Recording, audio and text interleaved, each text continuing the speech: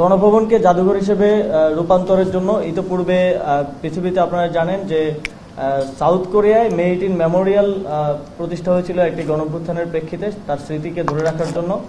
আমরা পৃথিবীতে আরো বিভিন্ন জায়গায় এরকম হয়েছে, সেখান থেকে তাদের যে অভিজ্ঞতা সেটিকে প্রস্তুত করা, সেটি নিব কিভাবে একটি সুন্দর জাদুঘর এবং কিভাবে ফ্যাসিবাদী সময়ের যেই অত্যাচারের যেই স্মৃতি এবং আমাদের শহীদদের স্মৃতি কিভাবে সংরক্ষিত করে একটি সুন্দর জাদুঘর করা যায় এ বিষয়ে খুব দ্রুত দৃশ্যমান পদক্ষেপ নেওয়া হবে এবং গণপূর্ত মন্ত্রণালয় এবং পররাষ্ট্র মন্ত্রণালয় যৌথভাবে এই কাজটি সম্পন্ন করবে।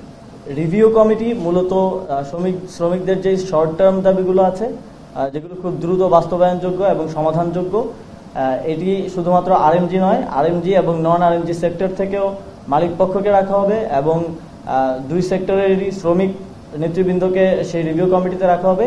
একটি রিভিউ কমিটি আমরা দ্রুতই ঘোষণা করব। সেই রিভিউ কমিটিতে শর্ট টার্ম যেই দাবিগুলো আছে, যেমন শ্রম আইন কিংবা মজুরির যে বিষয়গুলো, এগুলো তো লং টার্ম ট্রাইপারট্রাইট যেই বৈঠক আছে তার মাধ্যমে, আলোচনার মাধ্যমে সমাধানযোগ্য।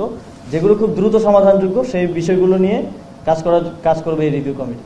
দলের বিচারের ব্যাপারে কোনো সিদ্ধান্ত হয়নি এবং বিচারের যে বিষয়টা সেটা আইন মন্ত্রণালয় দেখছে। আইন মন্ত্রণালয় খুব দ্রুতই একটা সুস্পষ্ট একটা রূপরেখা যে বিচারটা কিভাবে হবে সেটা সবার সামনে উত্থাপন করবে। এই প্রশ্নটা দেশের জনগণ ডিসাইড করবে। যেহেতু একটি গণহত্যা আওয়ামী লীগ ঘটিয়েছে এদেশে, সেই গণহত্যার দায় নিয়ে তারা কিভাবে ফিরবে বা তাদেরকে ফিরতে দেওয়া হবে কিনা এটা জনগণ ডিসাইড করবে, এটা জনগণের সিদ্ধান্ত। স্বাস্থ্য মন্ত্রণালয় আহতদের চিকিৎসার বিষয়ে সহযোগিতা করছে এবং আপনারা জানেন স্বাস্থ্য মন্ত্রণালয় বৈষম্যবিরোধী ছাত্র আন্দোলন থেকে যারা কাজ করছে তাদেরকে দিয়েও একটা উপকমিটি করে দিয়েছে। এই কার্যক্রম চলমান আছে এবং শহীদদের ব্যাপারে একটি ফাউন্ডেশন করার ঘোষণা ইতিমধ্যেই হয়েছে। সেই ফাউন্ডেশন আপনারা কিছুদিনের মধ্যেই সেই ফাউন্ডেশনের যেই স্ট্রাকচার সেটা পেয়ে যাবেন এবং শহীদ পরিবারের সাথেও সাক্ষাতের ব্যাপারে আজকে সিদ্ধান্ত হয়েছে।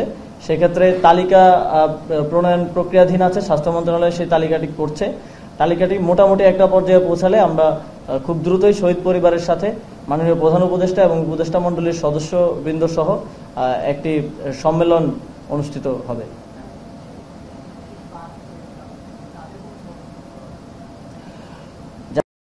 তাদেরও তালিকা, চিকিৎসার পুরো দায়িত্ব সরকার নেবে এ বিষয়ে ইতিমধ্যেই ঘোষণা হয়েছে।